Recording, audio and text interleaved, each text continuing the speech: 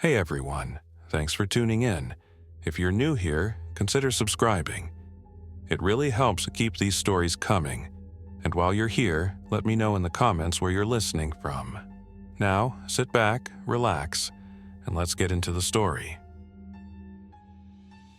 I arrived at the winery 3 days before the festival, just in time to see the village finish dressing itself for autumn. The air in the valley was cold in the mornings and mild in the afternoons, and there was a constant faint smell of crushed grapes drifting from the press house. Rows of vines ran in straight lines down the slopes, their leaves already turning yellow and red.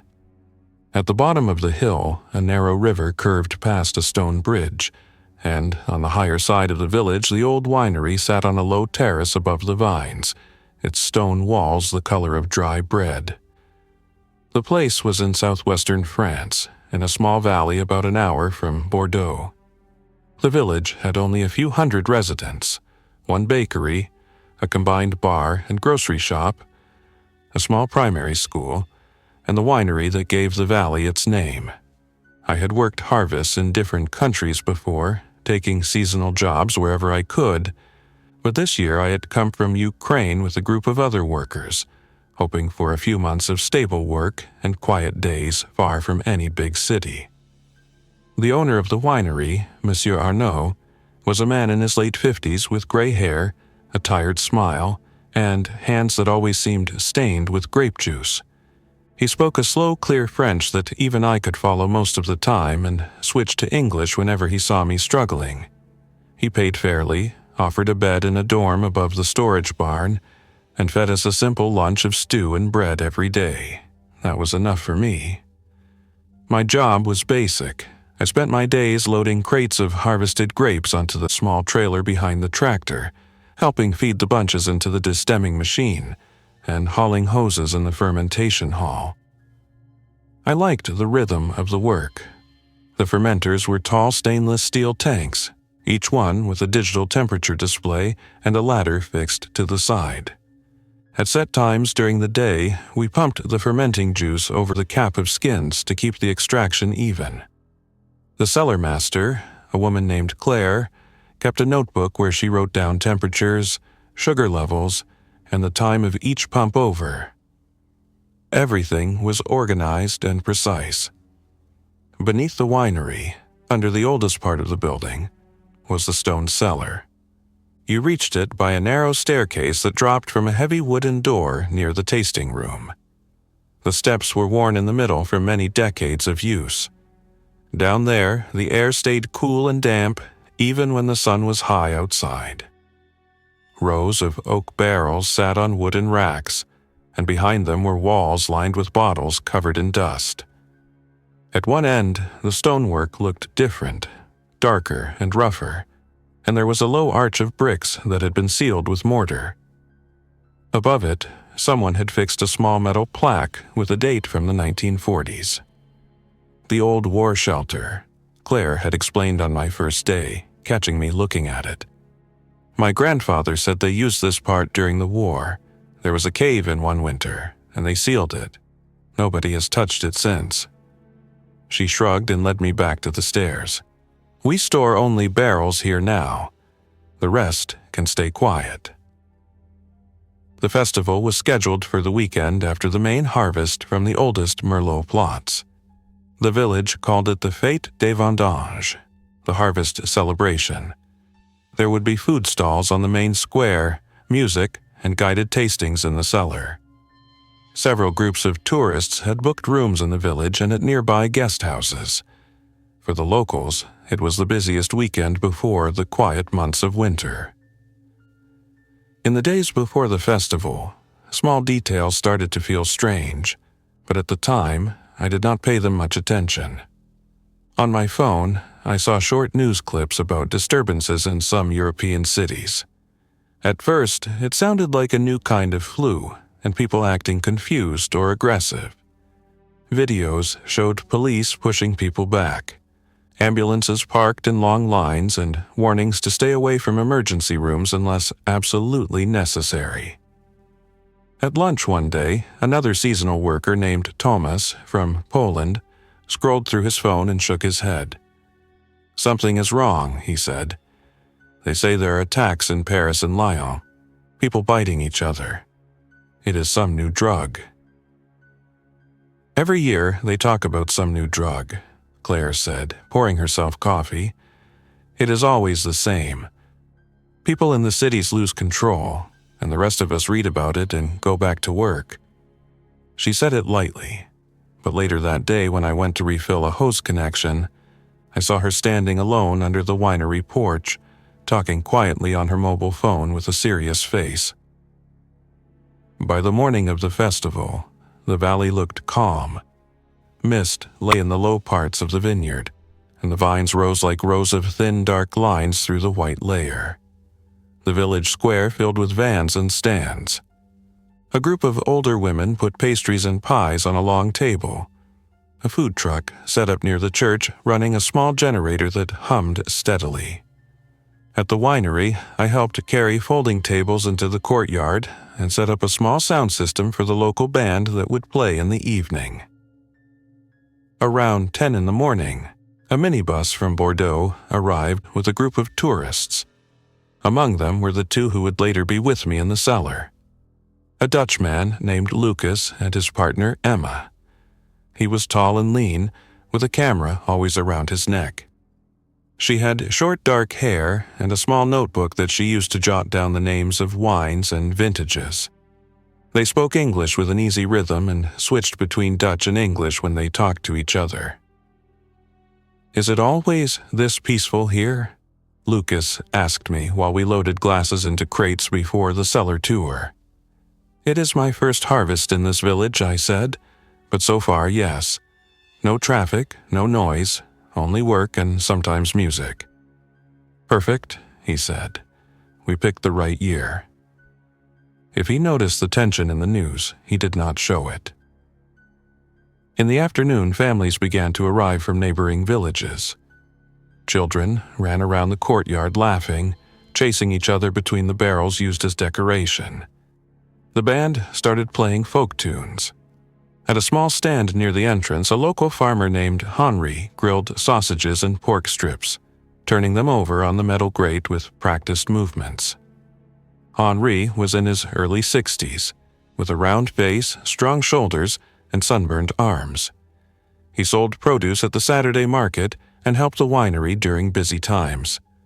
I had seen him drive an old tractor loaded with crates of grapes, his granddaughter sitting beside him on the wheel arch. That day, the girl was there again. Her name was Lucy, and she was 8 or 9 years old. She had a wool hat with a pom-pom on her head and a warm jacket. She stood close to the grill, holding a piece of bread in her hands, watching her grandfather. Every time someone bought food, she smiled and counted the coins quietly. "You will come to the cellar visit later, Lucy?" I asked her when I passed with an empty crate. "If Grandpa lets me," she said. "I have never seen the old bottles. They say there are very old ones." "We will see," Henri said, winking at her, "if you finish helping me first." By late afternoon, the square was full. Music from other stands mixed with our band's tunes. People raised glasses, toasting to the harvest, to the valley, to the owner's patience. Someone turned on colorful lights along the edge of the square, even though the sun had only just started to go down behind the hills. Around that time, my phone vibrated several times. Short emergency alerts in French appeared on the screen, but I was carrying a stack of trays and did not have a free hand to read them. Near the bar, I heard a group of villagers talking louder than before, their voices tight. "Did you see the message? They say to stay indoors in the city," one woman said. "It is always the city," another answered. "Here we have nothing to worry about. We are in the middle of the vines." "Still," the first replied, lowering her voice, "my sister is in Bordeaux. She says people are attacking each other in the tram. The police cannot control it." I caught only pieces of the conversation as I went past, but a cold sensation settled under my ribs. I thought about checking the news, but then Claire called from the cellar door. "First tour is ready," she said. "You, Andrew, help with the group. Show them the barrels and the old plaque, but do not let anyone lean on the racks. I do not want broken bottles." I nodded, set the trays down, and went to the cellar entrance. The cellar door was heavy oak, reinforced with iron bands. On festival days, we kept it open and fixed it with a metal hook against the wall. A string of bulbs lit the steps downwards. The air from below was cooler, and you could feel the difference as soon as you stepped on the first stone. A group of about 15 people gathered at the top of the stairs, including Lucas and Emma, a German family, and a few locals who had brought friends. "Welcome," Claire said in English and then repeated herself in French. "Please watch your step. It is a working cellar, and the stones can be slippery." We went down together, Claire in front, me at the back. Lucy slipped into the group at the last moment, her small hand trailing along the wall as she went down. When we reached the bottom, the cellar felt almost silent. The music and laughter from above became a dull background. Claire started her explanation, talking about the age of the cellar, the different oak barrels, the grape varieties used for each wine. Lucas took photos of the barrels and the low vault of the ceiling. Emma stood close to the sealed arch, reading the plaque. "What does it say?" she asked. "It is the date when they closed this part," Claire answered. 1947. There was damage inside. My grandfather said it was safer to seal it and use only this half of the cellar. "Could it be opened again?" Emma asked. "With enough work and the right supports, perhaps," Claire said. "But there is no reason. The cellar we have is enough." While she spoke, I watched Lucy. She wandered between the barrel rows, running a finger gently along the wood, looking at the chalk markings that indicated the vintage and the grape variety. I liked her calm curiosity. From above, the music stopped suddenly.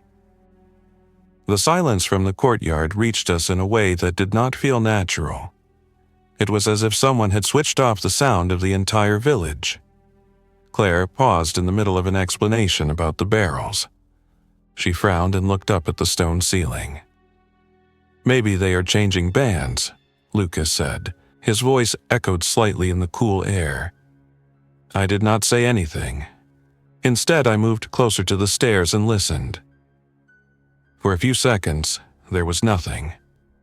Then a muffled thud, another, then voices raised in a way that did not sound like celebration. There was a sharp, brief scream, cut off too quickly.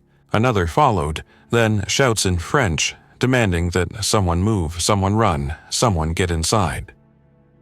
Claire set the tasting tray down on a barrel with slow, careful movement. "Stay here," she said. "I will check what is happening." She went up the stairs. The rest of us looked at each other. The German mother pulled her young son closer. Emma folded her arms. Lucas lifted his camera halfway, then lowered it, unsure. We heard the cellar door above slam. The heavy wood hit the frame with such force that dust fell from the ceiling onto the steps.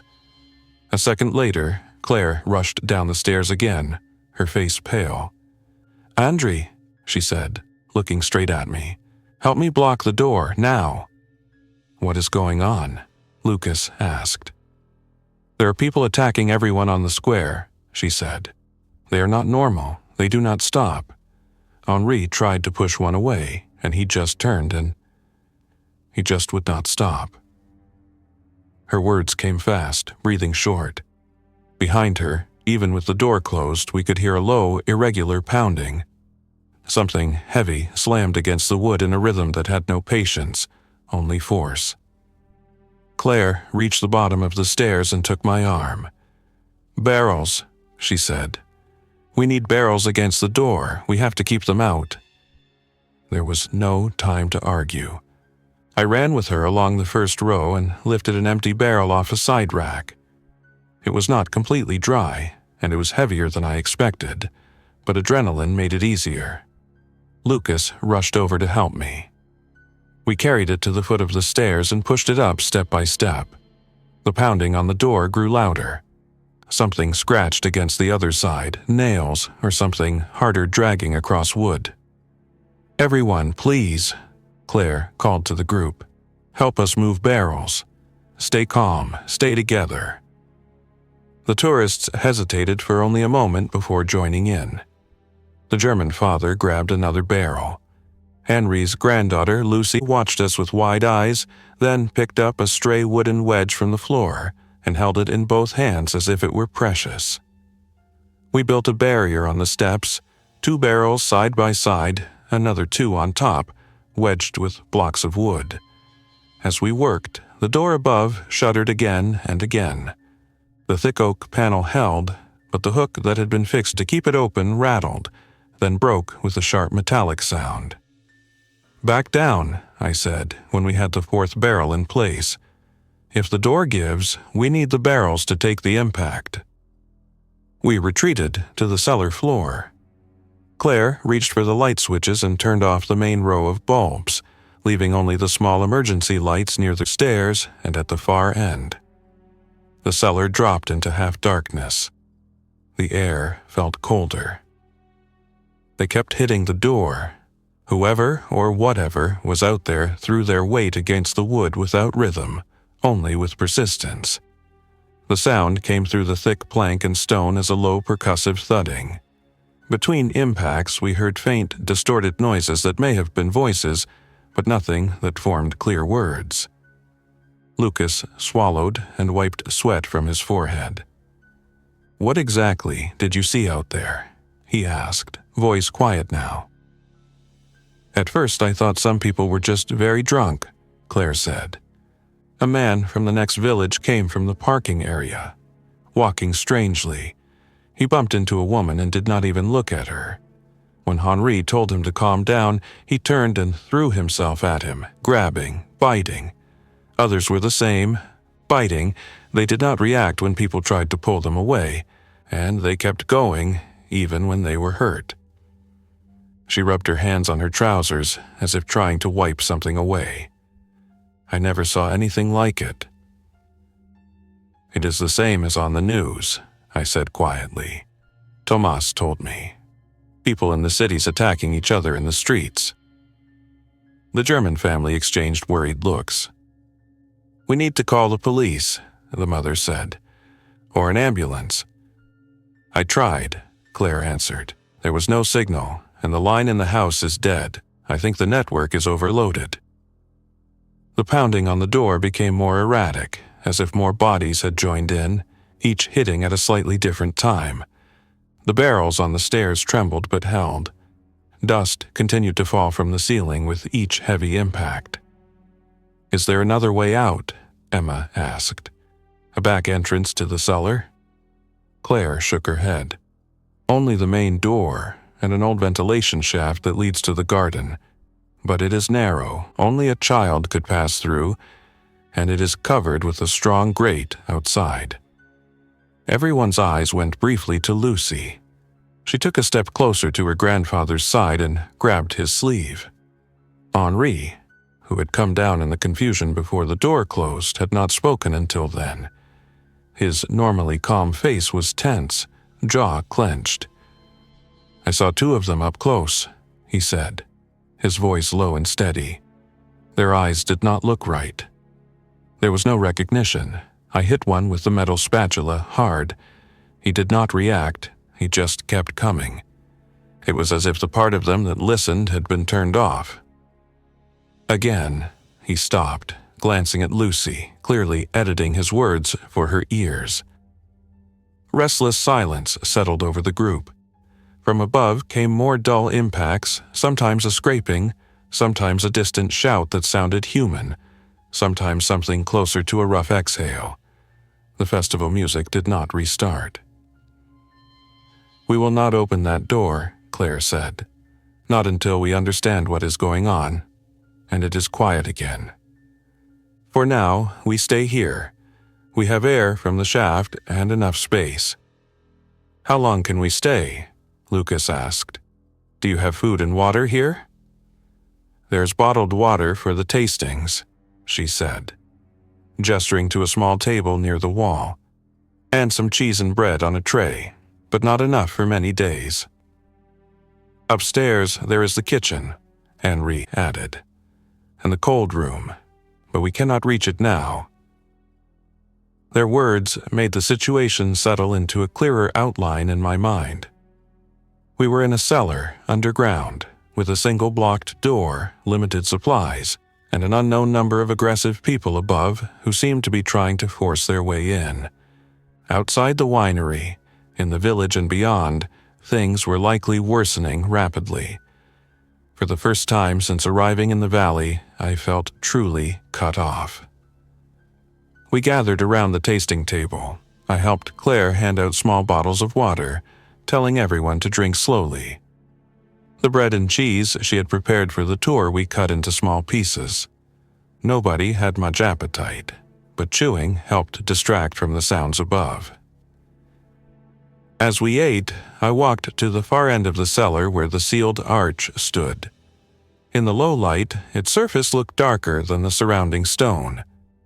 The mortar lines were rough and irregular, as if whoever had closed it was in a hurry. I ran my fingers along it.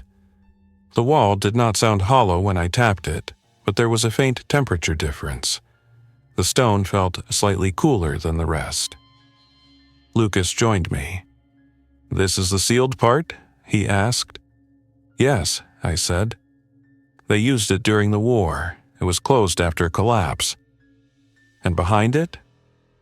"Maybe more cellar, maybe a tunnel," I said. "I do not know. I only started here this week." Lucas looked over his shoulder at the group near the table, then back at the wall. "If the situation outside does not improve," he said quietly, "we may need another way out." I nodded. The thought had already formed in my mind. A sealed section that connected to somewhere else underground could be a path away from the door the infected were focusing on. But the plaque from 1947 and Claire's remark about structural problems made one thing clear. Breaking through without care could bring down a section of the ceiling. We spent the first hours in the cellar waiting. I checked my phone again and again, moving to the spot near the ventilation shaft where the signal was usually strongest. Sometimes a faint connection appeared, only to disappear before I could load a page or send a message. Once, a push notification flickered on the screen in French, mentioning a national state of emergency, advice to stay indoors, and to avoid direct contact with people showing aggressive behavior or signs of infection. Then the signal dropped completely. Lucy sat on an overturned crate, knees pulled up, hugging them. Henri kept an arm around her shoulders. Emma and Lucas whispered in Dutch near the barrels. The German family spoke quietly among themselves in their own language. Claire sat on the bottom step of the staircase, staring upwards, listening to the impacts on the door. At some point in the early evening, after what felt like hours of continuous pounding, there was a crack. Not loud, but sharp. We all froze. Then came the groan of stressed wood. The barrels on the stairs shifted slightly. Dust drifted down in a thin stream. "We need to reinforce it more," I said. "If they keep hitting, the door or the frame may give." "We have only so many barrels," Claire said. "We cannot block the whole staircase to the ceiling. We need space to move." "Maybe we can use the metal racks," Henri suggested, pointing at the storage frames that held empty bottles against the wall. "They are strong. If we tip one against the barrels, it will add weight." We moved together. I unbolted one of the racks and, with Lucas and the German father, carried it to the stairs. We wedged it behind the top row of barrels, pushing until it fit snugly against the stone. The structure creaked, but held. When the next heavy impact came, the barrels shifted less. After that, there was nothing left to do about the door. We could only listen and wait. The air in the cellar grew colder as the evening progressed. Without the warmth from upstairs, the stone walls radiated only the stable coolness they always had. People wrapped jackets closer around themselves. I passed around a box of paper tasting mats that we used as makeshift seat covers for the crates. It was during that long stretch of waiting that the first real discussion about the sealed arch began. "What if this continues all night?" Emma asked, breaking a silence that had lasted almost 10 minutes. "What if there is no help coming in the morning?" "What do you suggest?" Claire asked. Her voice carried both exhaustion and the need to stay in control. "We cannot stay here forever," Emma said. "We do not have food. We do not know what is happening outside. If the infection, or whatever this is, has spread everywhere, then nobody is coming soon. We need a plan that is more than just waiting." Emma pointed at the sealed wall. "That is our only other option. We have tools here, we could start opening it." Henry frowned. "That wall has been sealed for a reason," he said. "There was a collapse in the old galleries. My father told me. Men had to dig themselves out. They closed it so that it would not happen again." "But if it connects to somewhere else," Lucas added. "Another part of the hill, another exit, it could be safer than the door where those things are gathering. We do not have to remove the whole wall, only enough to see what is behind it." Claire rubbed her forehead. The cellar master, who usually had clear answers, now faced a situation that no one had prepared her for. "We have pickaxes for the vineyard posts," I said, "and sledgehammers. They are in the storage room at the bottom of the stairs." "We would make noise," Henri said. "Noise travels through stone. They could hear us above and push harder on the door." "They are already pushing as hard as they can," Emma said. "We can hear it. It will not get worse because of a few hits on a brick." "We have to think long term," Lucas added. "If the door breaks and they come in, we will need room to retreat. Right now, our backs are against a solid wall. That wall could be a passage instead." The argument was calm, but the tension under each word was clear. Everyone knew that we would likely face many hours, perhaps days in that cellar. The choice was between passive waiting for the situation above to change and active risk of bringing a hidden danger, structural or otherwise, down on our heads. Lucy watched all this without speaking. At one moment she stood and walked over to the sealed arch. She placed her small palm flat against the cold stone. "It feels colder here," she said. "Maybe there is more air behind it." Henri gently pulled her back. "Do not touch it too much," he said. "The mortar is old." I looked at the wall again and tried to imagine the rock behind it. The hill above the cellar rose gradually, its base carved out over centuries to store wine. If the sealed area extended inwards, it might connect to natural cavities, perhaps even a tunnel that had once been used to reach the lower parts of the vineyard near the river.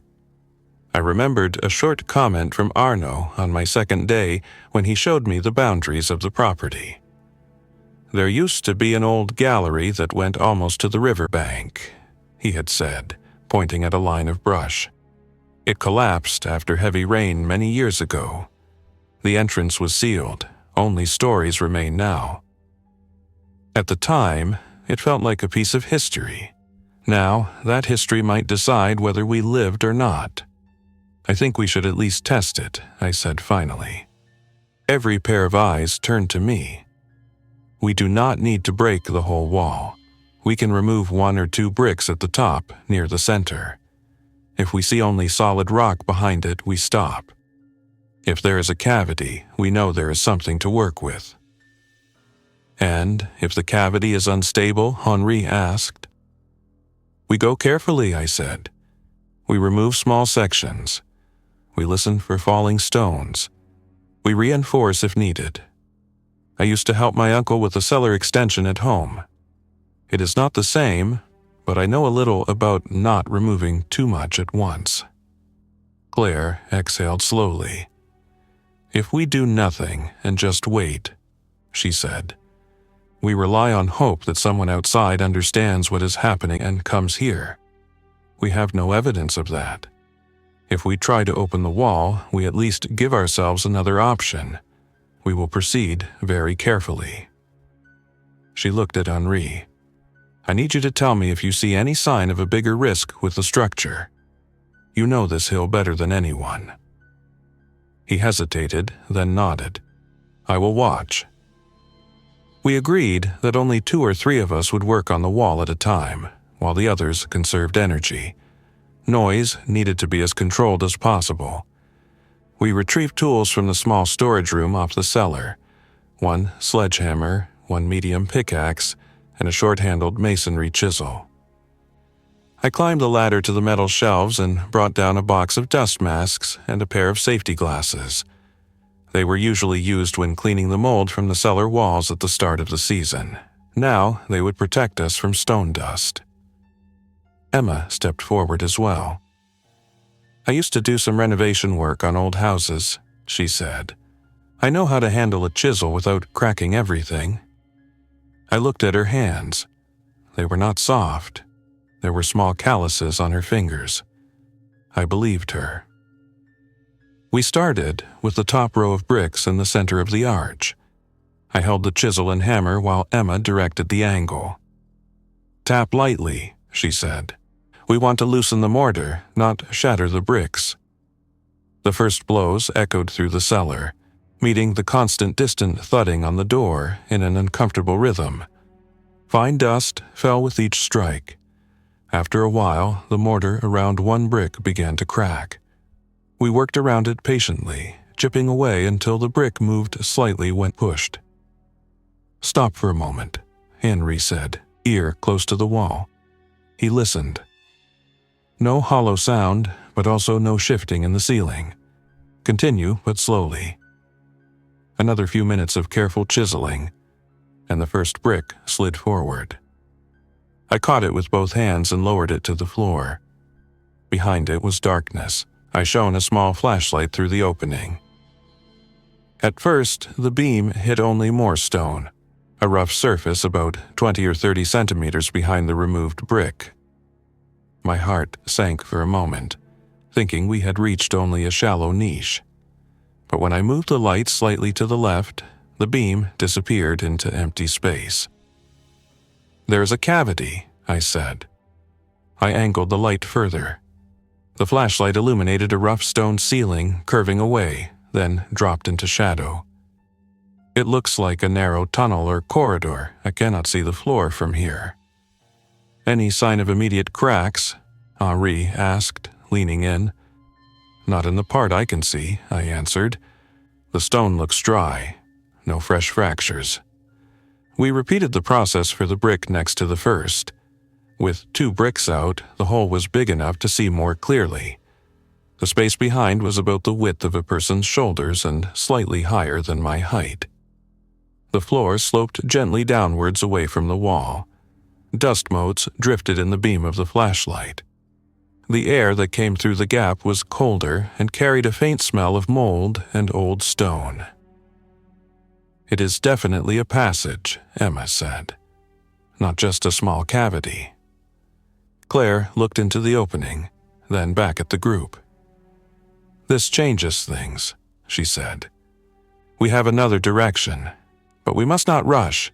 We do not know how far it goes or what state it is in.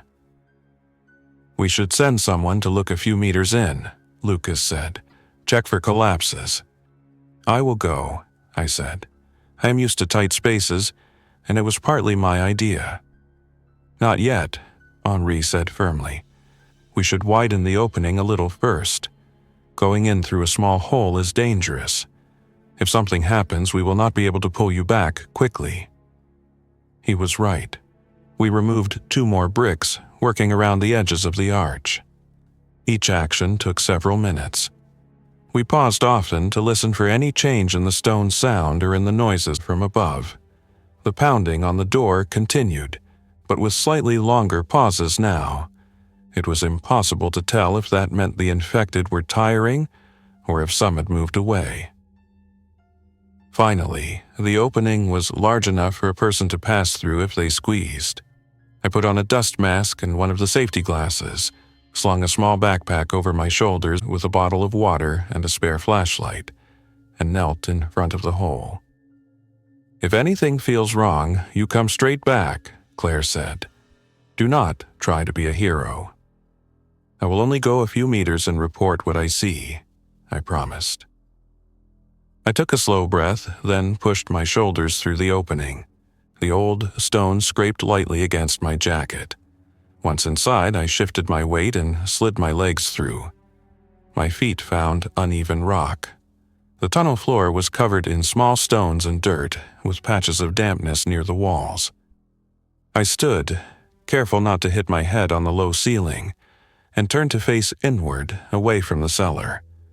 My flashlight beam cut through the darkness ahead. The corridor extended straight for perhaps 5 or 6 meters, then curved slightly to the left. The stone walls were roughly cut, not as regular as in the main cellar. Here and there, wooden beams had been wedged against the ceiling, older and darker than any I had seen in the winery. "How is it?" Lucas called softly through the opening behind me. "The passage continues," I said. "No big cracks yet, there are support beams. It feels stable for the first part."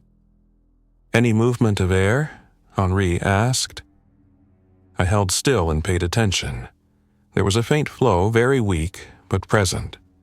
The air moved gently along the tunnel, carrying the smell of damp earth. "Yes," I said. "Very slight airflow. That means there's some kind of opening further along. It may be small, but it is there." "That is good," Claire said. "It means we will not suffocate if we go in." I moved forward slowly, testing each step before putting full weight down. The ceiling height varied. In some spots I could stand almost straight. In others, I had to hunch. The flashlight beam showed marks on the walls, old tool marks from when the tunnel had been carved, and in one place, a small scratched symbol of a cross. I guessed it dated back to the war. At the curve, I stopped and looked back. The light from the cellar opening was a pale rectangle behind me. The voices of the others sounded muffled, but clear enough. Ahead, the tunnel sloped down a little more and then opened into a slightly wider chamber. I stepped into it, carefully sweeping the floor with the beam before moving forward. Old wooden racks stood against one wall, some broken.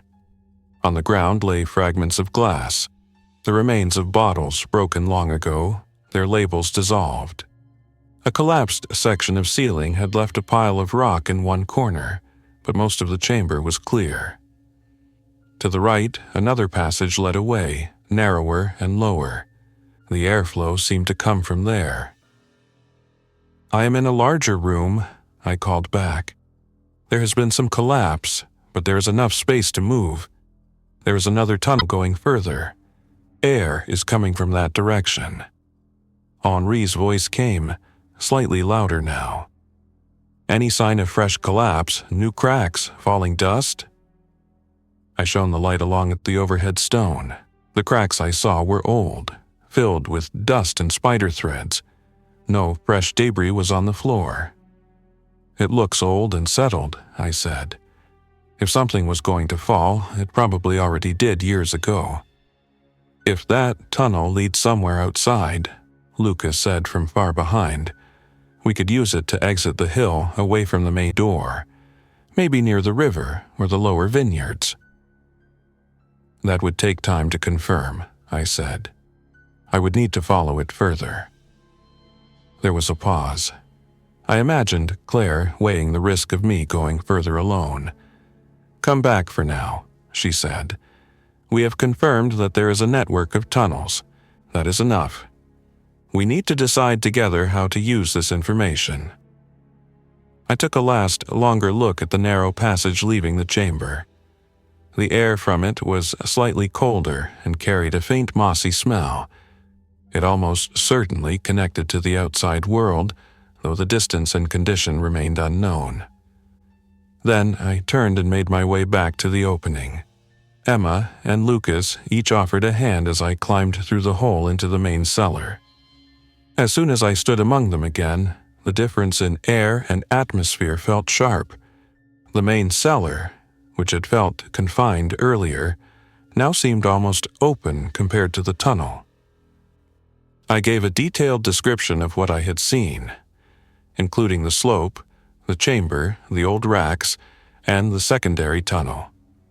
Henri listened closely, asking precise questions about the angles and the state of the beams. "It sounds like the old gallery my father mentioned," he said when I finished. "They used it to move barrels during the war when they were hiding supplies. That would explain the old racks. The smaller tunnel might lead closer to the river or to the lower vineyard. It is hard to say." "How far do you think it goes?" Lucas asked. "From the stories, perhaps 200 meters, Henri said. "Maybe more. But there were collapses. Parts may not be passable." Claire folded her arms and leaned against a barrel. "So, this is our situation," she said. "We are in a cellar with a blocked door above, an unknown number of infected people outside, limited supplies, and a newly reopened passage that may lead to another exit. We have a child with us and no weapons other than tools. It is dark outside now. If we use the tunnel, we do it mostly in darkness. If we stay, we risk running out of food and, if the door fails, being trapped in a tight space when they come in." Emma spoke next. "And the option of going up and trying to reach the vineyard by the normal way, opening the door and making a dash through the courtyard?" We all looked instinctively at the stairs and the blocked door above. "If we open the door now," Henri said, "we stand directly in front of whatever is pushing against it. We would have no time to react. We would be immediately surrounded." "Even if they are not right at the door at that moment," I added, "they are close. We can hear it. The courtyard is an open space surrounded by buildings. There are few places to hide. The vineyard is beyond that, and the path that runs between the rows is narrow. Moving a group, especially with Lucy, would be noisy. So, the surface route through the main door is the least favorable option," Lucas said. "That leaves us with waiting here longer or committing to the tunnel. We might combine both," I suggested. "We can stay here for the rest of the night, open the wall wider, and prepare. Then, in the early morning, close to dawn, when there's still low light outside, we use the tunnel to reach whatever exit it gives us. Early morning might be a time when those infected are less active, if fatigue or temperature affects them at all.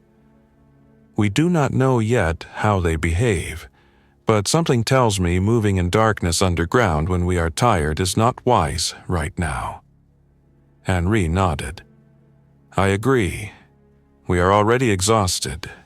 Better to use the night to rest as much as we can.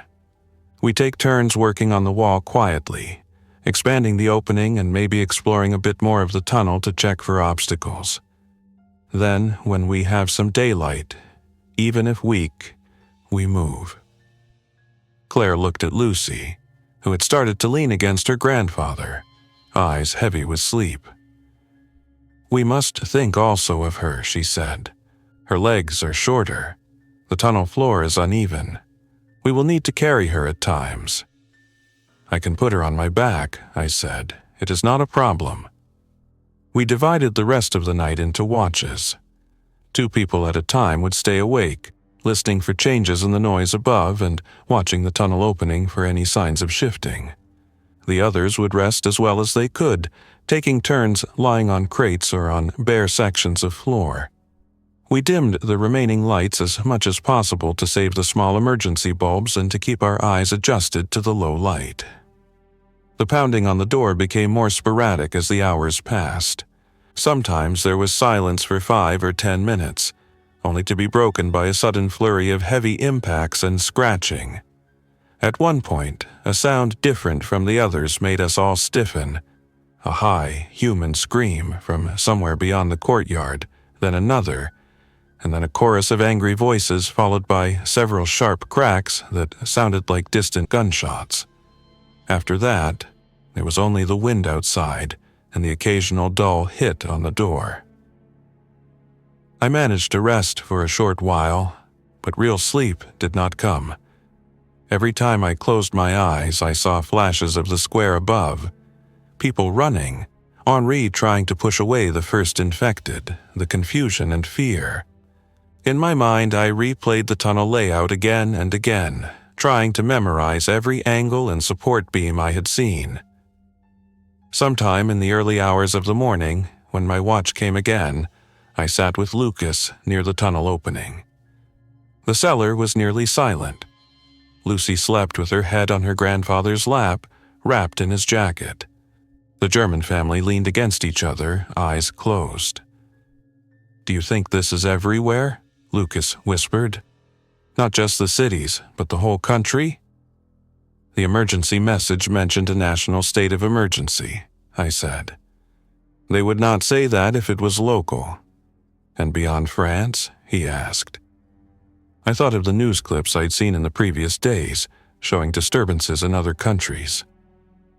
"I think this is bigger than one country," I said. He nodded slowly, then looked at Emma, who was sleeping lightly to his left. "I wanted to propose to her on this trip," he said quietly. "I had the ring in my bag. I was going to do it at sunset in the vineyard. Now I do not even know if we will see another normal sunset." There was no way to answer that. I put a hand on his shoulder for a moment, a simple gesture that did not promise more than we knew we could deliver, but at least showed that he was not alone in his fear. Around 6 in the morning, a faint change in the quality of the silence reached us. The impacts on the door had almost completely stopped.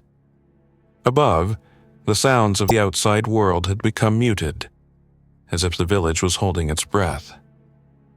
Through the small ventilation shaft, the air felt slightly less cold, a sign that the outside temperature was beginning to rise with the approaching dawn. Claire stood up and stretched, joints cracking softly. "It is time," she said. "We cannot afford to wait much longer. We will prepare to move through the tunnel." We shared what remained of the bottled water and split the last pieces of bread and cheese. Nobody complained about the small portions. Hunger had become secondary to adrenaline and worry. We organized ourselves for the journey. Henri would go first, carrying a flashlight and using his knowledge of the hill to judge directions. I would go second, with Lucy on my back. Behind us, Emma and Lucas would carry the small backpack with water and a few wrapped slices of cheese. The German family would follow, then Claire at the back, making sure nobody lagged and that we could respond quickly if the tunnel behind us started to show any signs of collapse. Before we entered the passage, Henri insisted on one more check of the door. "I want to know what we are leaving behind," he said. "If the courtyard is full of those infected, or if they have moved on. It does not change our decision, but we should know." We carefully removed one of the barrels at the side of the barricade and shifted the metal rack enough to reach the bottom of the door. The wood had deep indentations where something had been striking it again and again. In a few places, the surface was darkened with dried stains that I chose not to examine closely. The latch on the inside was still intact, but the joints around the frame had widened slightly. Henri knelt and pressed his ear to the wood. We all held our breath. After several long seconds, he shook his head. "I hear nothing," he said. "No footsteps, no breathing, nothing moving against the door." "Maybe they left," Emma said quietly. "Or they are standing still," Lucas added. "Waiting." "We cannot open it to check," Claire said. "If even one is there, it puts all of us at risk. The tunnel is our path now. We reset the barricade, fitting the barrel back into place and pressing the metal rack firmly against it. Then we turned towards the opening in the sealed arch. Lucy climbed onto my back, arms around my neck. She was light, and she did not complain. "Are you scared?" I asked her quietly. "Yes," she said in a small voice. "Me too," I answered. "But we are going together. We will go step by step." Henri took a deep breath, lowered his head, and went through the opening first. I followed him, the rough stone scraping my shoulders as I maneuvered with Lucy clinging to me. One by one, the others entered. The cellar behind us, with its barrels and racks and faint emergency light, disappeared as we moved forward into the tunnel. The passage felt narrower with all of us in it, but the air did not seem overly stale. The faint airflow continued, confirming that there was an opening somewhere ahead. Our flashlights made cones of light that jumped across the walls as our hands shook slightly. We retraced my previous steps to the first curve and then into the wider chamber. In the center of the room, we paused, taking care not to trip on the old debris. The collapse in one corner was more imposing with more eyes on it, but it remained stable. "From here," Henri said, pointing to the narrower passage, "we go towards the river. If the old stories are accurate, it should bring us near the lower vineyard or the bank. The slope will guide us." We entered the smaller tunnel. It was lower, forcing us to hunch more. For Lucy on my back, this meant her head brushed the ceiling in some sections, and I had to adjust carefully. We moved slowly, step by step, always checking the floor before fully committing our weight. Loose stones rolled under our boots. In some places, water had seeped in and formed small muddy patches, but none were deep. The air grew slightly fresher the further we went, a good sign. After what felt like 20 minutes, but was likely only 10, the tunnel widened a little and turned again. Ahead, my flashlight picked up something different. A wooden door set into a stone frame. The wood was heavy, darker than the cellar door, and reinforced by 2 horizontal iron bars. A metal handle sat in the center. Henri approached cautiously and examined the frame. "This must be the old exit," he said. "My father told me about a hidden door near the lower vineyards. When the gallery collapsed near the river, they sealed the outermost part and left this as an emergency exit. It has probably not been used in decades." I noticed a faint line of light around the edges of the door. It was thin, but it was there. "There is daylight outside," I said. "Weak, but enough." Henri put his ear to the wood. We all stood still, flashlights off now, relying only on the faint glow around the door. After a long moment, he nodded slowly. "I hear wind," he said, "and birds. No steps, no voices." "That is good," Claire said quietly. "But it does not mean there are no infected nearby. They could be in the vineyard, moving slowly." "We will open the door carefully," Henri said. "We push just enough to see out, staying low. If it is clear, we send one person to check. If not, we close again." He tried the handle. It resisted at first, the metal stiff, but then turned with a raspy sound. The door moved a few centimeters, then hit something on the outside. "Blocked," Henri murmured. "There is soil or debris against it." We shifted our weight and pushed together. The door creaked, opening another few centimeters. Small stones fell inward. A stream of fresh air rushed in, cold and carrying the sense of wet earth and vegetation. "There was a small landslide here at some point," Henri said. "We can move it. The blockage is not complete." We set Lucy down and moved her back a few steps so she would not be hit by falling dirt. Then Henri, Lucas, and I used our hands and the pickaxe to loosen the soil and stones around the outside edge of the door. Each time we cleared a bit, we pushed, and the door opened a little more. After several minutes of careful work, we had a gap large enough to look through. Henri lay on his side and peered out first. He stayed silent for a few seconds, then whispered. "I see vines," he said. "We are at the edge of the lower vineyard near the tree line by the river. The slope is shallow. I see no people, no movement, at least from this angle. It looks early. The light is gray. There's mist over the ground." He pulled back and let me look. I pressed my eye to the gap. Outside, the world appeared both familiar and changed. The rows of vines stood in parallel lines, leaves damp from morning dew. Beyond them, I could see the river as a strip of pale silver. Mist lay over the ground up to knee height. The sky was covered by a uniform layer of cloud, turning everything a soft gray. I saw no people, no movement, no shapes that looked human, only the slight stirring of leaves in the wind. "If infected are here," I said, "they are either lying on the ground, hidden by the mist, or behind the rows. We cannot see them from this angle. We should act as if there are some nearby, even if we do not see them." "We move along the tree line," Henri said. "The trees give cover. We do not go up through the wide-open middle of the vineyard. From here, we can follow the edge towards my farm on the hill. It is about 15 minutes on foot if we do not stop." "How exposed is the path?" Lucas asked. "There is a small dirt track," Henri answered, "sometimes used by tractors. It runs just inside the trees. We can use it. Vines on one side, trees on the other. Better than walking in the open." "Then that is our plan," Claire said.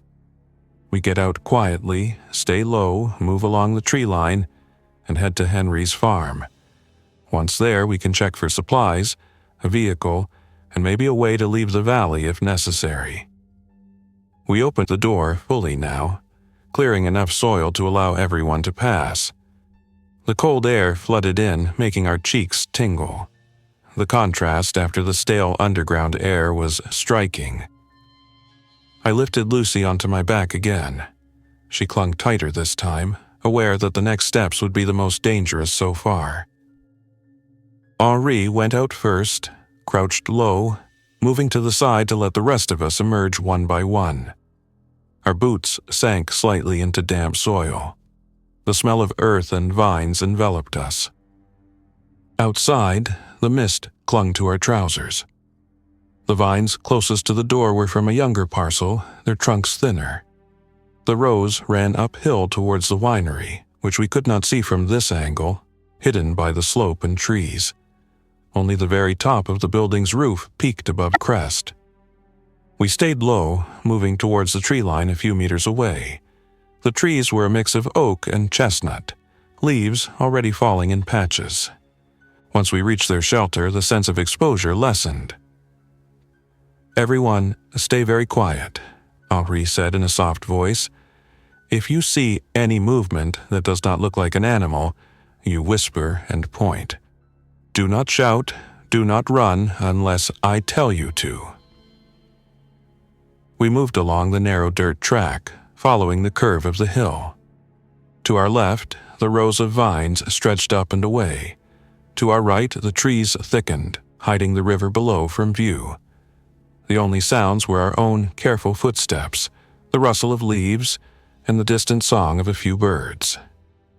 For the first few minutes, there was no sign of anyone. The valley felt abandoned. That would have been reassuring if not for the knowledge of what had happened only a short distance away in the village square. About halfway between the exit and the point where the path began to turn towards Henry's farm, I caught a movement between two vine rows up the slope. I stopped and raised my hand. "Movement, left, third row," I whispered. Everyone froze. Henri squinted in the direction I indicated. A shape moved slowly between the vines, at first obscured by leaves, then clearer. It was a person, or had been. clothes hung in damp folds. The way they moved was wrong. No balance, no precision. They staggered, then bumped into a post, bounced off, and kept going in a crooked line. They turned their head in our general direction. Even from that distance, I could see the emptiness in their gaze. There was no sign of recognition, no curiosity, only something raw and unfocused. They stood still for a second, as if listening. The mist around their knees swirled gently in the breeze. Maybe he did not hear us, Lucas whispered. "Do not speak too loud," Henri said. "Sound carries in the morning air." We held still. After a moment, the figure turned away and continued moving parallel to the rows, slowly drifting away from us. Its feet dragged slightly, catching on the uneven ground. We let it move out of sight before we continued, muscles still tense. "There will be more," Claire said. "We should assume they are wandering all through the vineyard." The path began to incline slightly as we neared the side road leading to Henri's farm. From our position now, we could see the roof of the winery more clearly through a gap in the vines. The courtyard was obscured by walls and trees, but dark marks on the stone near the square suggested that something violent had taken place. No people moved there anymore, at least not within our line of sight. When we reached the small farm track, Henri signaled for us to stop again. "From here, my farm is about 800 meters up the slope," he said. "There's a small cluster of trees halfway that we can use as cover. After that, we cross an open patch and then reach the yard. We have to move there quickly, but stay as quiet as we can." "Any neighbors close by?" Emma asked. "Two farms nearby, but mine is slightly higher and more isolated," Henri answered. "There's a barn, the house, and a small shed with tools. I have a 4-wheel drive parked under a lean-to. If it is still there and running, we can use it." We set off again, this time moving a little faster. Lucy's arms tightened around my neck as the slope increased. I felt her breath against my collar. At the halfway cluster of trees, we paused to catch our breath. From this vantage point, the village came into partial view. The square was not directly visible, but the roof lines and chimneys were. A thin column of smoke rose from one part of the village, possibly from a burning stand or a car. No sirens, no engine noises, no regular sounds of daily life reached us. It was as if someone had pressed mute on the world. "We cannot stay to watch," Claire said. "We need to reach the farm." We stepped out from the trees into the more open patch of land. The soil here had been turned recently, ready for planting cover crops after harvest. Our boots left clear prints in the damp earth. For about 50 meters, there was little cover apart from a few low bushes. We were halfway across when a shout came from our right. It was a human voice, not the disordered sounds of the infected. A man's voice, loud and fearful. "Hey, over here, please." We stopped in our tracks. Turning towards the sound, we saw a man standing near a small stone wall that marked the boundary between two properties. He wore a dark jacket and jeans. One of his legs looked awkward, as if he were favoring it. His hands were raised in a gesture of appeal. "Please," he called again, "do not leave me here. They are everywhere down there." Henri frowned. "I know him," he said in a low voice. "He's from the next farm. His name is Michel." We exchanged looks. Every instinct said we should keep moving, minimize our exposure in the open. But leaving a known neighbor calling for help pulled at something deep and important. As we hesitated, another sound cut through the morning air. From further down the slope, multiple figures appeared between the vines, moving more quickly than the one we had seen earlier. Their movements were still uncoordinated, but there was an urgency to them. They were headed roughly in our direction, likely drawn by Michel's shouts. "We do not have time for a long discussion," Claire said. "If we help him, we must do it fast. If we do not, we must move now." Henry clenched his jaw. "I will not leave him if he can be moved," he said. "He has young children. If he survives, he will be needed." He waved at Michel. "Stay where you are," he called quietly but clearly. "We are coming. Be silent now. There are infected in the vines." We shifted direction slightly, heading towards Michel at a quicker pace but still not running. Running on uneven, damp ground while carrying a child could lead to a fall, and a fall now could be fatal. As we approached, I saw that Michel's leg had a makeshift bandage around the thigh, a strip of torn cloth tied tightly. His face was pale and shiny with sweat. "Thank goodness," he whispered as we reached him. "I thought I was alone on this hill. They came from the village, from the road. I ran but fell. I think I twisted my knee." "Did any of them bite or scratch you?" Claire asked directly. "No," he said quickly. "I kicked one away. My leg hit a stone when I fell, that is all. No bite." He pulled up his trousers slightly to show the bandage. There was dried dark staining on the cloth, but no obvious marks that indicated teeth. Still, we had only a few seconds to decide how much we believed him. The figures between the vines were getting closer. I counted at least 6, all moving in our general direction now. "We decide now," Henri said. "Either we bring him or we leave him." "We bring him," I said. "We cannot just leave someone we know without trying. We can watch him closely later for signs of sickness. He is walking wounded, not unconscious." Lucas nodded. Emma's expression was tight but resolute. "Fine," Claire said. "Michel, can you put weight on that leg?" "A little," he said, grimacing. "Not for long distances."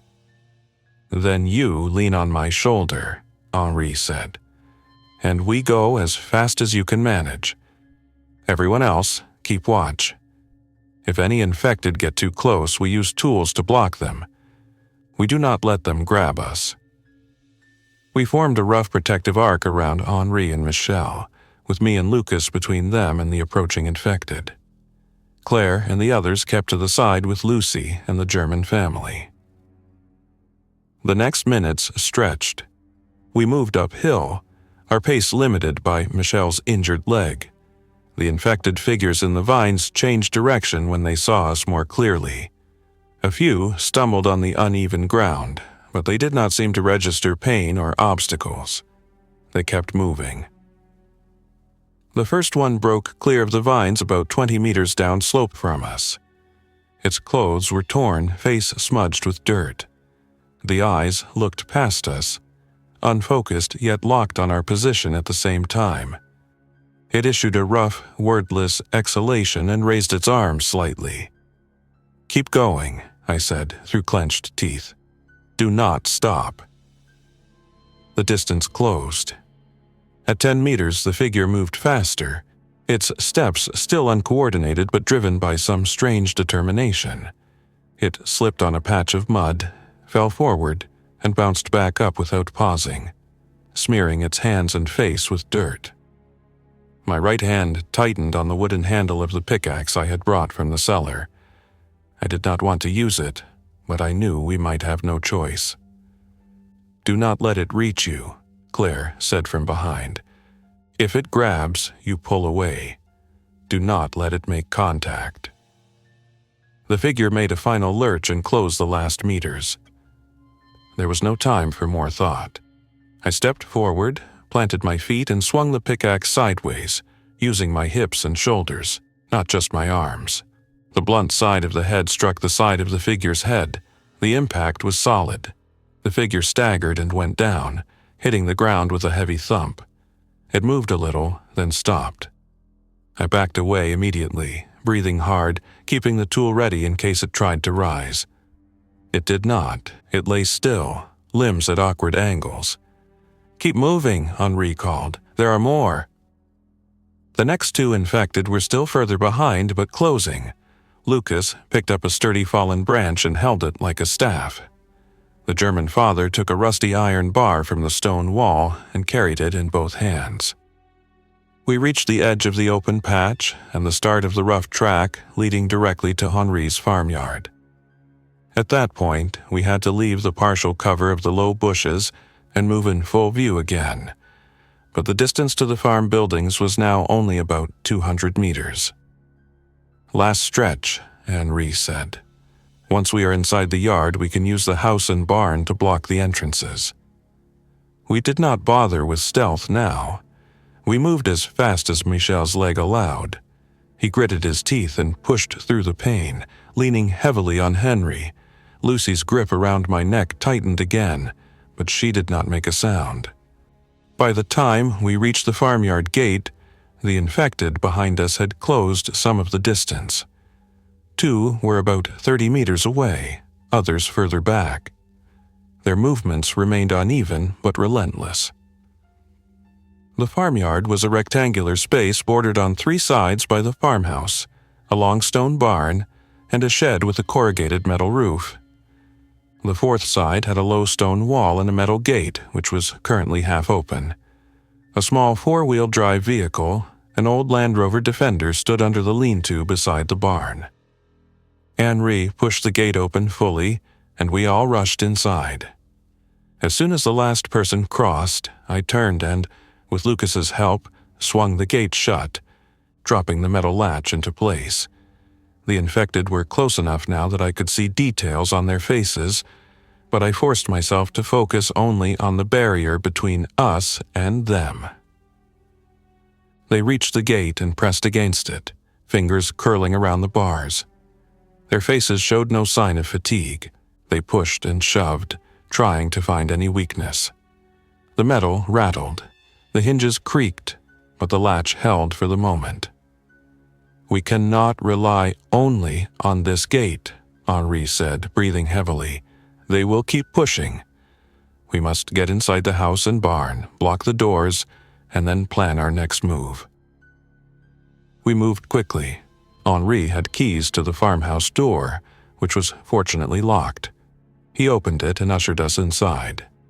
The interior smelled of coffee, wood smoke, and the faint lingering aroma of a meal not long finished. A mug still sat on the table, half full.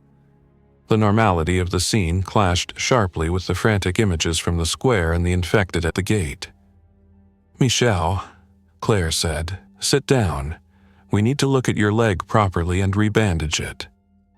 "I'll get the first aid kit," Henri said. "It is in the kitchen cabinet, and I need to check if the phone line here still works." While Henri moved through the house, I went to the window that overlooked the yard. The infected at the gate had not stopped pushing. One had started to bang its head rhythmically against the bars, leaving small marks. Others reached through the gaps, grasping at air. Beyond them, at the very edge of our view, I could see more figures moving up from the direction of the village. They were still far, but there were more than I wanted to count. "We will not be able to stay here long either," Emma said quietly, joining me at the window. "If more come, they will surround the farm." "It gives us a few hours at least," I replied. "Enough to rest a little, treat Michel's leg, and check the vehicle. After that, we will need to think about leaving the valley entirely." Henri returned, shaking his head. "The phone line is dead here too," he said. "No dial tone. The mobile network shows no bars. We are on our own for now." He set the first aid kit on the table and began to cut away the old bandage from Michel's leg. The wound underneath was a deep cut, likely from a sharp stone. It looked angry but not infected yet. There were no teeth marks. Henri cleaned it with antiseptic solution and applied a fresh bandage, pulling it tight to support the injured muscle. "You will walk, but not far and not fast," Henri said. "If we leave, you ride in the back of the Land Rover." "Leave where?" Michel asked, voice shaky. To the main road? To the city. Not the city, Claire said firmly. Cities are the worst place to go right now. Too many people, too many infected. We need to think of smaller towns or countryside further away, places with low population density. I have a cousin who lives near a small lake about 50 kilometers from here, Henri said. He has a house with a well and a generator. If we can reach the main road without getting stuck, we could try to go there. We have fuel? I asked. In the shed, Henri answered. I keep a few jerry cans for the tractor, enough for at least 100 kilometers if we are careful. The plan formed itself in the room, not because it was perfect, but because it was the only one that offered movement away from the current trap. Staying in the valley meant being surrounded sooner or later. Moving offered risk, but also possibility. We should eat something before we go, Claire said. Even if we are not hungry, our bodies need strength. Henri nodded and opened a cupboard, pulling out bread, canned vegetables, and a jar of honey. We ate standing or sitting wherever there was space, chewing mechanically. The food gave a small surge of energy but did not improve the heavy feeling in my chest. Through it all, Lucy stayed close to me or her grandfather. She did not cry, which impressed me. Instead, she watched everything with wide, serious eyes. Will we come back here? She asked at one point, looking around the kitchen. I do not know, Henri answered honestly. Maybe if things become safe again. For now, we go where we can protect you. After we had eaten and rested briefly, Henri led me and Lucas to the shed to check the Land Rover. We moved carefully, avoiding the windows that looked out onto the yard. From inside the shed, we could still hear the intermittent rattling of the gate as the infected outside continued their attempts to push through. The Land Rover was old, but looked well-maintained. Henri lifted the bonnet and checked the oil level, the coolant, and the battery connections. Everything looked in order. He turned the ignition key. For a moment, the engine turned without catching, then roared to life with a deep, steady sound. The noise immediately drew louder reactions from the infected at the gate. They pushed harder, issuing rough, wordless sounds that cut through the air. They hear it, Lucas said.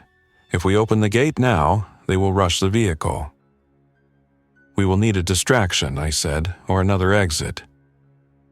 There is a narrow back path, Henri said slowly, thinking. It leads from the rear of the barn down to a small service road. It is not wide, but the Land Rover might fit if we move some stones. The gate at the back is wooden, the barrier is lower. The infected are all at the main gate right now. They have not seen us at the back. That could work, I said. We bring the vehicle out the back, drive along the service road, and join the main road further down, away from the village. The infected at the front will be left behind. We must be quick, though, Henri said. If they hear the engine move, they might come around. We went back inside and explained the plan. Everyone agreed. The idea of leaving the valley, even for an unknown situation beyond, seemed better than waiting in a farmhouse that would soon be surrounded on all sides. The next minutes were a blur of coordinated action. Claire and Emma gathered a few essential items from the house. Water bottles, non-perishable food, some clothes for Lucy, a small toolbox, and a blanket. Henri grabbed the fuel cans from the shed. Michel was helped to the back of the Land Rover and lay down on a folded blanket to support his leg. Lucy took a seat between Emma and Claire, clutching a small stuffed toy she had found in her grandfather's living room. I moved to the rear of the barn with Henri and Lucas. The back gate was indeed narrower than the front and made of wood. Beyond it, a rough track ran parallel to the contour of the hill, hidden from the main road by a line of trees and bushes. We pushed the gate open and surveyed the path. A few stones and low branches blocked the way, but not enough to stop the vehicle with some quick clearing. We worked fast, rolling stones to the side, snapping small branches, and kicking loose soil into holes. All the while, the sound of the Land Rover engine idling in the shed hummed in the background. At the front gate, the infected continued to push, unaware of what was happening at the back. "Path is clear enough," Henry said finally. "It will be a rough ride, but the Land Rover can handle it." We climbed into the vehicle. Henri took the driver's seat. I sat in the front passenger seat, ready to watch the path and alert him to obstacles. Lucas squeezed into the back with the others. The air in the cabin was tense, but there was also a small spark of determination. "Ready?" Henri asked. Everyone nodded. He shifted into gear and gently pressed the accelerator. The Land Rover rolled forward, out of the shed, across the yard, and towards the back of the barn. We kept the windows closed, though part of me wanted them slightly open to hear more of what was outside. The idea of an infected arm reaching through even a small gap made me push the button to seal them tight. As we passed the corner of the barn, I glanced towards the front gate. The infected were still pressed there, faces and hands jammed against the metal bars, focused entirely on the sound of the engine from the shed's direction. They had not yet registered that we were moving away behind them. Henri steered through the open back gate and onto the narrow track. The vehicle bounced on the uneven ground, suspension creaking. Branches scraped against the side panels. We moved at a controlled speed, not too fast, but not slow enough to linger. Within moments, the farmhouse and gate were behind us, hidden by trees. The sounds of the infected pressing against the front gate faded, replaced by the crunch of gravel and the constant engine noise. "We did it," Emma said softly, exhaling for the first time in what felt like an hour. "Not yet," I answered. "We are still in the valley. We need to reach the main road and see what the world looks like now." The narrow service road led us along the slope, then downwards, through a small stand of pines. At one point, a fallen branch blocked part of the path, but Henri deftly steered around it. After a few minutes, we saw the main road through the trees, a 2-lane asphalt strip that connected the village to the larger town further down the valley. As we approached, my stomach knotted. The road should have had occasional cars, maybe a bus, maybe a tractor. Instead, it was almost empty. One car lay at an angle in the ditch, driver's door open. Another stood in the middle of the road, doors closed, windows intact, but no one inside.